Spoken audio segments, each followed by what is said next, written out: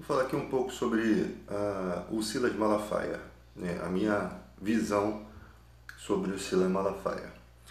O Malafaia, ele é um cara que ele era para ser um pregador como Billy Graham. Ele era para ser como Billy Graham. Mas por ele ter se metido em tanta questão de política, hoje em dia eu não consigo ver ele pregando bem como ele pregava antigamente, tá? Eu lembro que as apostilas da Central Gospel, elas eram as apostilas muito bem planejadas, muito bem editadas, de uma forma suave para a leitura, né? Era diferente das apostilas da CPAD, que só tinha letra, ela não tinha aqueles desenhos convidativos, né, que você olha uma revista e dá prazer de você ler. Foi uma coisa muito bem elaborada, foram as apostilas da Central Gospel. E isso trouxe muito conhecimento para o Brasil, trouxe muito. Sendo que hoje em dia a gente tem que lembrar que há uma só fé e um só Espírito. Quando você é cristão, você entende que por exemplo, o pastor prega na tua igreja, o outro pastor prega numa igreja que não tem nada a ver com a sua, e alguém fala para você uma mensagem.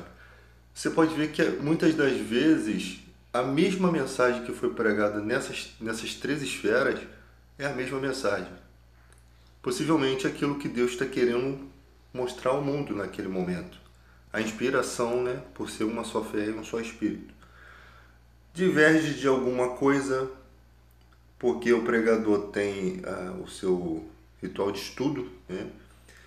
Existe uma mensagem que ele tem que levar uma parte dela diretamente para aqueles membros da igreja, alguém que esteja precisando. A pessoa às vezes não faz ideia do que está pregando e o bem que está trazendo para aquelas pessoas. Então há o poder na palavra para chegar e alcançar essas pessoas, né?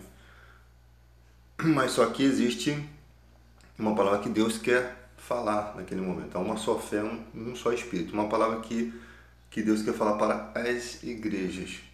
Tá? Então você tem pastores que não estão sintonizados nessa fé. Como você não estivesse, como se você não tivesse, você tivesse o rádio de Deus, mas você não tivesse na estação certa onde está ocorrendo a mensagem de Deus. Você não estivesse situado nessa estação. Isso acontece por vários motivos. Existem muitos pastores que estão caídos, né? Mas eles continuam pregando. O que eu digo como caído? Por exemplo, o fato de o Ciro Malafaia ter se envolvido em várias tretas políticas não significa que ele não pode ter se arrependido, não significa que ele não pode ter mudado, tá? Não significa que ele pode ter mudado temporariamente, mas depois caiu de novo, que a nossa vida é como um ritmo cardíaco. É alto e baixo, alto e baixo. E Deus não deixa de usar aquela pessoa. Mas muitas vezes, quando uma pessoa esconde algo, não estou falando propriamente sendo ele, por exemplo, o cara está vivendo uma vida com um amante, escondido, tá? Quando ele vai pregar, ele tem as artimanhas da pregação. Ele não vai deixar de pregar, ele não vai deixar de sustentar aquele universo que ele construiu, né? Aquela empresa que ele construiu, aquele legado. Então o cara continua, sendo que o que há no coração do homem? Existe a disposição de deixar aquele caminho? É um caminho de fraqueza? Ou a pessoa está achando que vai viver com aquilo e com a igreja, sabe? E a Bíblia diz que não há nada encoberto que não venha a ser revelado dos telhados, ou seja, se isso ocorre na vida de alguém que é líder de igreja, com certeza Deus vai manifestar uma hora ou outra. Não há nada que esteja tão escondido que Deus não possa revelar de cima do telhado, tá? Agora não vou botar a foto aqui, mas vamos falar do Caio Fábio. Quem é o Caio Fábio? A única crítica que eu tenho contra o Caio Fábio é que quando ele vai em certos programas de televisão, ele uma vez ele foi falar de prostituta, ele falou de uma forma ríspida, né? Ele tem umas palavras muito pesadas, ele tinha, né? Hoje em dia o Caio Fábio é um cara totalmente diferente. Quem ensina, ele tem que ter uma responsabilidade muito grande de como ele vai ensinar. Pastores não podem usar palavras pesadas porque isso escandaliza. Isso demonstra imaturidade. Isso demonstra falta de controle, falta de domínio. Eu falo assim, na hora da ministração, o cara vai ministrar algo ao mundo, ele fala um palavrão. É como se, tipo assim, na igreja eu sou uma coisa, no mundo eu sou outra. Então, no mundo, as mesmas mensagens que ele fará na igreja, deve ser a mesma forma de pregar para onde fora, com cuidado máximo. Paulo certa vez disse, e até uma mensagem que eu ouvi hoje do Ciro Malafaia que me lembrou disso. Ele disse, eu e os que estão comigo trabalhamos para que não fôssemos pesado a ninguém.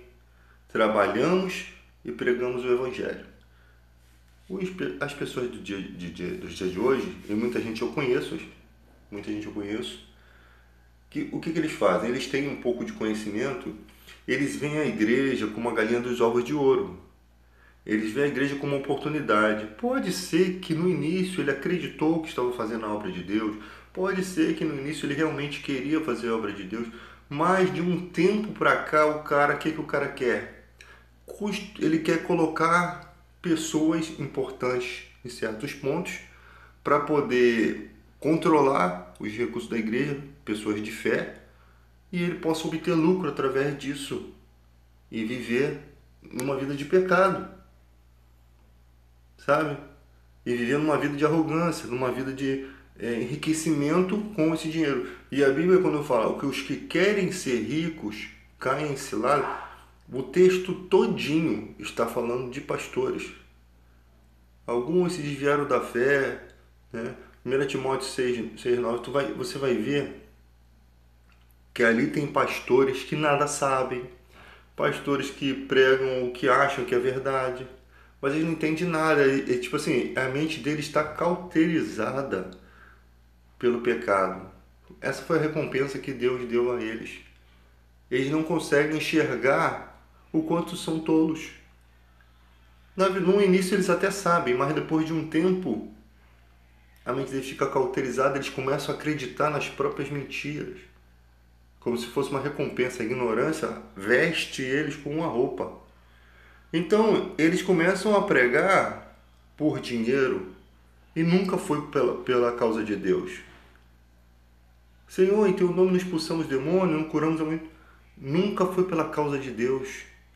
Até nesse levantamento de questão, eles são mentirosos. Agora vamos falar fora a questão do Caio Fábio. É um cara muito inteligente, às vezes exagera muito porque viaja muito na maionese no que ele fala, tá? Principalmente sobre características de Jesus, homem, né? Outra questão sobre Apocalipse, ele exagera muito em certas coisas, prega coisas que não estão na Bíblia e não expressa aquilo como se fosse uma conjectura, mas é um ótimo pregador, é um cara que ele consegue pregar. Nós não pregamos para agradar a homens. A mensagem do Evangelho, ela não está para agradar o ateu, ela não está nem para convencer o ateu, tá? Se vocês perceberem, há um respeito em tudo que Jesus Cristo faz. Se quer vir após mim, negue-se a si mesmo e siga. Nunca foi uma obrigação. Querem vocês ir também com eles? Senhor, para onde iremos? Só tu tens as palavras de vida eterna. Ou seja, o que eu vou fazer fora de Jesus Cristo? Eu não tenho nenhum ensinamento que venha a modificar minha vida espiritual, né? Não vou dizer para vocês que a gente tem que ser ignorante acerca de conhecimento filosófico, histórias, livros, ciência, né? Descobertas científicas. Não vamos ser ignorantes quanto a isso. Só que quando o cara se torna cristão, essas coisas ficam em segundo plano. Ele não dá tanta importância a isso, Porque os valores espirituais são muito maiores quando você estuda coisas referentes à Bíblia. E nós não precisamos de todos esses conhecimentos, mas que a gente acaba querendo agregar isso ao nosso conhecimento. Só não podemos perder a simplicidade da palavra, tá? Porque nós precisamos ter a capacidade tão grande de entender quem não compreende muitas vezes o que a gente está dizendo. Pessoas, o evangelho às vezes foge muito da simplicidade e as pessoas mais humildes não conseguem acompanhar, sabe? Você precisa entender que há pessoas com dificuldade de compreensão. Então você tem que trabalhar ali, você tem que realmente conversar. Como da forma que aquela pessoa entendeu, ela pode entender algo errado, você precisa corrigir na hora ali, tá? Tem gente que você faz uma pregação, aí no final da pregação, isso já aconteceu várias vezes comigo, a pessoa vai tomar uma decisão. Pô, o que você falou foi o que eu precisava ouvir. A pessoa se muda, faz toda uma revolução na vida dela que não tem nada a ver com o que Deus estava falando. Não tem nada a ver. Ela tomou as conclusões achando que aquilo foi a direção de Deus. Aí ela quebra a cara, ela vai achar que foi culpa de Deus, que Deus mentiu para ela. Então até nisso a gente tem que ter um certo cuidado, tá? Vamos falar do Valdomiro Santiago. Valdomiro Santiago. Tem um cara na África, que eu esqueci o nome dele, acho que no continente africano, que eu não sei se é na África, é um que faz muito milagres, inclusive tem uns vídeos dele na internet que as mulheres têm filhos dentro da igreja, sabe? Umas coisas meio estranhas. E esse cara queria vir para o Brasil para falar justamente com o Valdomiro. Eu fiquei pensando, bom, por que o Valdomiro? Vamos ver a igreja mundial, vamos olhar a igreja mundial. Olha, quando eu falo de igreja, eu não estou falando dos irmãos da igreja, não. Os irmãos são aqueles que sustentam a fé dentro das igrejas. Chega uma pessoa endemoniada, o pastor corrupto foge. Ele não tem poder para expulsar demônio. Ele não tem poder contra o mal. Se tem, Deus deu a ele e ele está com Balaão, como um profeta corrupto, né? Avarento. Mas quem tem o poder mesmo são aquele grupo de oração, aquelas irmãs, os irmãos, eles que têm o poder. Você pode ver que todo o trabalho espiritual na igreja é feito por eles, e até o trabalho físico, de pegar o jornal, às vezes a Igreja Universal tem muito isso, eles compram, os cristãos compram o jornal por R$ 1 e eles doam esse jornal. Tudo bem. Se o jornal pelo menos trouxesse mensagens bíblicas, não trouxesse um monte de histórias, aquela coisa enjoativa, né? Tem alguns testemunhos que são enjoativos de você ouvir, mas tem gente que gosta de ver, de ver, né? Então o jornal se aplica a isso. Mas eu acho que o jornal tinha que se aplicar o quê? A levar sempre várias mensagens de Cristo, sempre pregar um... Engraçado que sempre pregam certas coisas, mas deixam de lado outras. Quanto à questão do dinheiro, né? Porque você vê muitas pregações na Igreja Universal voltada a recurso financeiro. Isso não condiz, porque é uma só fé, um só espírito. Todas as igrejas deveriam estar pregando a mesma coisa nesse sentido. Então, é sempre dinheiro, né? Aí às vezes vai falar de casamento, aí tá falando de casamento, mas tudo com o intuito de manipular as pessoas para elas pensar na questão do dinheiro e trazer dinheiro para a igreja. É sempre o intuito é esse. Na Igreja Mundial, o Valdomiro é um cara muito inteligente, tá? Mas toda essa treta que ele tem com o Ratinho, você percebe que eles tiveram uma treta com o Ratinho um tempo atrás, e alguém do alto escalão deve ter falado, ó, acaba com essa treta aí. Ou aquela treta foi manipulada, ou aquilo ali foi algo simplesmente para dizer que o mundo e a igreja estão juntos, né? Quando na verdade uma coisa não tem nada a ver com a outra. Um cristão, se ele estivesse pregando a verdade hoje em dia, ele estaria desagradando a muita gente, tá? Ia ter muita gente querendo ter a sua admiração, sim, mas ia ter muito mais gente o odiando. No Brasil, o que acontece é que o charlatanismo não recebe a devida punição, porque os pastores charlatões, não vou dizer que são todos, mas muitos, estão conectados aos políticos corruptos. Ou seja, tem uma fonte de voto maior do que as igrejas. Porque quando você fala igreja, você tem a igreja evangélica, mas você também tem os católicos. Então, um cara que vem levantando a bandeira de Jesus Cristo, mesmo de forma a se beneficiar, é como a espada de Tandera lá, a espada do Thundercat, que ilumina os olhos de todos que estão distantes. Só que é enganação. No Brasil é enganação. Por quê? Porque o charlatanismo não recebe punição, porque as autoridades, elas estão todas mancomunadas a não fazer com que vá à frente esse charlatanismo. Por isso que você vê charlatão fazendo filme, você vê charlatão passando mensagem como se fosse herói, como se fosse bom moço, quando todos nós sabemos que são corruptos e ladrões avarentos, tá? E toda vez que eu faço essa mensagem, o YouTube vem e me bloqueia com mensagem de ódio. Isso não é mensagem de ódio, isso é verdade. Isso é a realidade dos fatos. Então, você vê que a igreja tem que deixar de ser palanque de político. Tipo assim, se um pastor vai abraçar um político, de repente para que se ajude, né, nas questões burocráticas de terrenos, sabe, não e na ilegalidade, mas nessas questões que às vezes as pessoas querem propina e a igreja não pode dar, e é tudo bem, mas que seja um político íntegro, que não esteja se manchando. Outra coisa, você abraça o cara aqui. Se ele desabraçar a sua. Se ele não respeitar, não honrar o compromisso com a sua amizade, chuta ele também, irmão. Da mesma forma que eu aperto tua mão, eu posso falar um monte de coisa sobre o seu respeito na tua cara. Porque você não tem um compromisso com a pessoa, é com Jesus Cristo que você tem. Você tem que ter um compromisso com Jesus Cristo. Nós temos no dia de hoje até pessoas que cobram valores para revelar as coisas.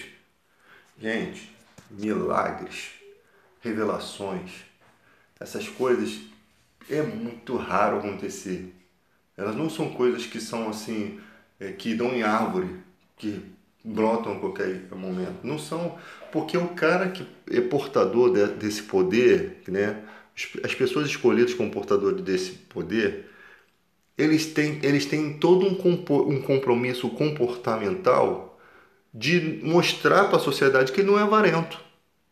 Paulo mesmo fala para Timóteo, segue, olha o meu comportamento, segue o meu exemplo, lá em 1 Timóteo 6,9. A justiça, a piedade, o amor. E esse comportamento avarento de que querem ser ricos, que caem em tentações e ciladas, foge desse comportamento. É um conselho de Paulo a Timóteo. Então, a notoriedade, né, até de Jesus, os fariseus olhavam, ali vai ele. A multidão segue, mas ele nada aproveita. Até aos olhos do inimigo, Jesus era bem quisto, né? Jesus era bem visto. Até os olhos do inimigo, nem os olhos do inimigo não conseguia imputar maldade na vida de Jesus. Isso é despertar a luz até nos corações incrédulos, dos corações medíocres, né? Então, esse comportamento cristão você não vê hoje em dia no Brasil, não tem. Uma igreja grande que na hora de sua pregação, jamais, ela ao invés de dizer o que as outras igrejas diz, ela dizer, você não é obrigado a ser dizimista. O dízimo não é obrigação para o povo da igreja. Hoje nós somos uma igreja gentílica. O dízimo é uma obrigação para os judeus. Malaquias está repreendendo o povo judeu, porque o dízimo está na lei. Então, se vocês querem trazer o dízimo, a casa do tesouro era na mão dos levitas, não hoje em dia. Roubará o homem a Deus? Quem disse que o homem está roubando a Deus se não der o dízimo? Nós não somos judeus, somos gentios. Então, gente, você não vê nenhum pastor quebrando a corrente. Porque se o pastor estivesse fazendo isso, ele estaria instantaneamente denunciando a corrupção dos demais. Então, quando eu não vejo isso acontecendo, aí eu vejo por quê. Pastores que eu me decepciono, o cara está apoiando o Bolsonaro. E é uma decepção tão, sabe? A minha cara cai no chão de vergonha do cristianismo de hoje. Um pastor de verdade jamais estaria apoiando o Bolsonaro. Eu não vou dizer assim, não, ele tem que apoiar o Lula, não, mas sinceramente, apoiar o Bolsonaro é sinônimo de decadência espiritual drástica. É sinônimo de decadência. e permanecer apoiando até os dias de hoje, da data desse vídeo, é decadência ainda pior. Por quê? Porque um homem de Deus, cabe a ele corrigir, redarguir, repreender. Eu saí da minha igreja porque eu não pude fazer isso. Eu tenho meu amigo, meu pastor é meu amigo, vai continuar sendo meu amigo. Mas quando eu sempre falei para ele, a gente vai ter divergência de opinião. Eu preguei mais de 10 anos. Eu saí da minha igreja. Por quê? Porque eu achei que era necessário eu pregar, falar para a igreja sobre o que está acontecendo, porque nós não sabemos o desenrolar dessa história, tá? Desse processo bolsonarista. Mas aí nós estamos vendo as consequências. Uma vez eu estava decepcionado comigo mesmo, porque eu achava que eu não devia falar de política. Um cristão que só prega a Bíblia vai falar de política? Eu decepcionado porque eu estava indo por esse caminho de falar de política, dentro, né, do respeito. Depois você acaba perdendo a cabeça com todas as situações que você vê, você começa a ir para a área do deboche, né? E você já não quer mais saber daquela pessoa, você já não quer que aquela pessoa seja inimigo, mas quem é inimigo do povo acaba se tornando nosso adversário. E eu e minha esposa, a gente na rua, e um cara me parou e me deu uma mensagem, uma pessoa que eu nunca vi. Continue dizendo, continue falando. Aquilo me reanimou, porque eu achei que eu estava fazendo alguma coisa errada. E depois eu entendi que era necessário redarguir, corrigir, repreender. Eu não ia falar para as pessoas votarem no Lula, não é isso. É mostrar para as pessoas a situação decadente que a igreja está hoje. A igreja, em sua maioria, no Brasil. E por isso nós abrigamos alguém que não representa o cristianismo como se ele representasse. Agora, o pior é entender que quando o anticristo vier, fazendo tudo bonitinho, fazendo sinais e prodígios para enganar, com certeza essa igreja vai ser enganada, porque se nem um cara que é pintado todo de um comportamento ridículo, esse cara não consegue ser afastado do apoio político da igreja, imagina o anticristo, gente, que vai vir bonitinho, como Jesus, que vai enganar, se possível, até os escolhidos. É isso que eu deixo para vocês raciocinarem.